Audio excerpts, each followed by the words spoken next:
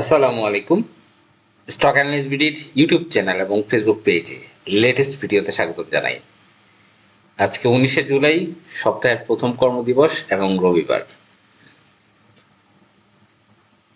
Dhaka stock এক্সচেঞ্জে আজকে 44 পয়েন্টেরও বেশি কারেকশন হয়েছে এবং আমাদের লেনদেন 1070 কোটি টাকারও বেশি ছিল। 97টি কোম্পানির দাম বেড়েছে, অপরদিকে 242টি কোম্পানির দাম কমেছে এবং ম্যাক্সিমাম সেক্টর কিন্তু কারেকশনে ছিল। সবচেয়ে বেশি কারেকশন হচ্ছে ইন্স্যুরেন্স সেক্টর এবং লাইফ ইন্স্যুরেন্স সেক্টর, বড় সেক্টরগুলোর ভিতরে।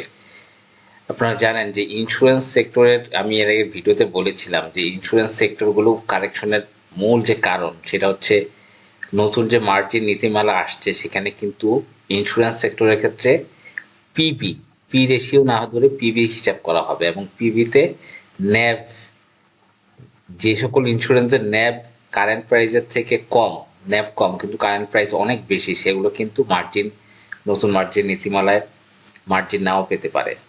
সেক্ষেত্রে দেখা যাচ্ছে ম্যাক্সিমাম ইন্স্যুরেন্স কোম্পানির কিন্তু মার্জিন পাওয়ার সক্ষমতা নাই বললেই চলে, যদি ন্যাবের সাথে তুলনা করা হয় ইন্স্যুরেন্সের দামটাকে। এবং হয়তো দুই একটা ন্যাবের থেকে একটু কম আছে, কিন্তু বাকিগুলোর অবস্থা কিন্তু খুবই খারাপ। এবং এইটারই ধারাবাহিকতায় কিন্তু আমরা দেখতে পাচ্ছি যে আজকে ইন্স্যুরেন্স সেক্টরটা দারুণভাবে পতন হয়েছে। মেঘনা ইন্স্যুরেন্স, গ্লোবাল ইন্স্যুরেন্স, অগ্রণী, এসআইসিএল, ইসল্যান্ড ইন্স্যুরেন্স আমরা দেখতে পাচ্ছি। এবং লাইফ ইন্স্যুরেন্সের ক্ষেত্রে একই রকম, লাইফ ইন্স্যুরেন্সের ক্ষেত্রেও মার্জিন নীতিমালায় নতুন পরিবর্তন আসতে পারে। বেশ কারেকশন ছিল মার্কেটে এবং আজকে টেক্সটাইল সেক্টর ভালো করেছে এবং অল্প কিছু শেয়ার ভালো করেছে। এবং ডিসিএক্স এর যে বিষয়টা, লেনদেন কিন্তু স্বাভাবিক রয়েছে, লেনদেন কিন্তু মোটামুটি ভালোই রয়েছে। তবে আমি যেটা বলতে চাই, আমাদের সূচক কিন্তু যে কোনো মুহূর্তে ঘুরে দাঁড়াতে পারে এবং মার্কেট কিন্তু খুবই ভালো করার পসিবিলিটি রয়েছে। তাই যে সকল শেয়ারগুলো, আমি আপনাদেরকে একটা লিস্ট দিয়েছিলাম এর আগে, যে 10 থেকে 20 টাকার যে শেয়ারগুলো রয়েছে, 10 থেকে 30 টাকার ভিতরে যে শেয়ারগুলো রয়েছে বা 20 টাকার ভিতরে যে শেয়ারগুলো রয়েছে, এগুলো কিন্তু ভালো করার পসিবিলিটি খুবই বেশি। এই যে ডিএসএসএল, এমএল ডাইং, ইটিএল, এই যে শেয়ারগুলো, এই শেয়ারগুলো কিন্তু আবারও ভালো করার পসিবিলিটি রয়েছে 10 থেকে 20 টাকার যে শেয়ারগুলো রয়েছে। তা এই ভিতরে আমরা ইটিএলটাকে আমরা আমাদের চয়েসের ক্ষেত্রে সবচেয়ে ভালো, 15 টাকার নিচে যত শেয়ার আছে, কমের শেয়ার আছে, বি ক্যাটাগরি বা এ ক্যাটাগরি, ইটিএলই কিন্তু ভালো ডিভিডেন্ড দেয় এবং তাদের ইপিএস ভালো, সবকিছু ভালো, ন্যাব ভালো। তা এইটা কিন্তু 14 টাকা বেস্ট একটা প্রাইস। ইভিন্স টেক্সটাইল বর্তমান মার্কেটে সবচেয়ে হটকেক স্টক, 15 টাকার নিচে, 15 টাকার নিচে। যেহেতু ডিএসএসএল এর ইপিএস মাইনাস আছে, এমএল ডাইং এর ইপিএস কিন্তু মাইনাস আছে, কিন্তু ইটিএলটা কিন্তু সবচেয়ে বেস্ট পজিশনে আছে, ইটিএল, ইভিন্স টেক্সটাইল। এবং এই যে ধসের মধ্যে কিন্তু একই জায়গায় প্রাইস সাস্টেন করছে। তাই আমি মনে করি 14 টাকা একটা ভালো প্রাইসিং এবং এইটার ফিউচার অনেক ব্রাইট হওয়ার পসিবিলিটি রয়েছে। আপনারা জানেন ইটিএল এর যেই মাল্টি চার্ট ইটিএল এর, সেখানে কিন্তু আমরা দেখতে পাচ্ছি রেজিস্ট্যান্স লেভেল, মার্কেট ভালো হলেই এটা কিন্তু 18 থেকে 20 টাকা লেভেলে যাওয়ার পসিবিলিটি রয়েছে। এবং ইটিএল এর যেই রেজিস্ট্যান্স লেভেল, আমরা yearly resistance level, monthly resistance level, সেখানে কিন্তু 20 টাকার উপরে দেখতে পাচ্ছি 2017 সালে। এবং রিসেন্ট যে রেজিস্ট্যান্স লেভেলগুলো রয়েছে, তার মধ্যে কিন্তু 17 টাকা একটা রেজিস্ট্যান্স লেভেল রয়েছে। তা এই মার্কেট ভালো হলে কিন্তু এই স্টকগুলোই, এই ফান্ডামেন্টাল স্টকগুলো ভালো করবে। এবং আপনারা জানেন যে বি ক্যাটাগরি স্টকগুলো কিন্তু মার্জিন নীতিমালায় আসতে পারে এবং এটা নিয়ে কিন্তু অনেক কথা হচ্ছে যে বি ক্যাটাগরি স্টক মার্জিন পাবে।